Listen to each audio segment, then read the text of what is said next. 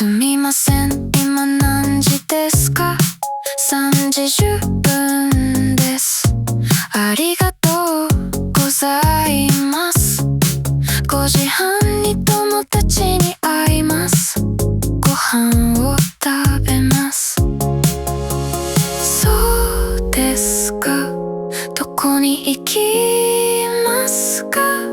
ここにいいお店があります。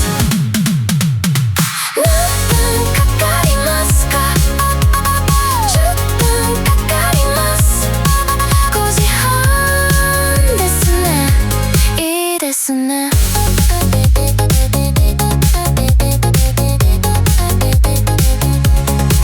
午前は何時に起きますか？6時に起きます。忙しいですか？仕事をします。それから勉強もします。午後も忙しいですか？いいえ、午後は休みます。夕方に帰り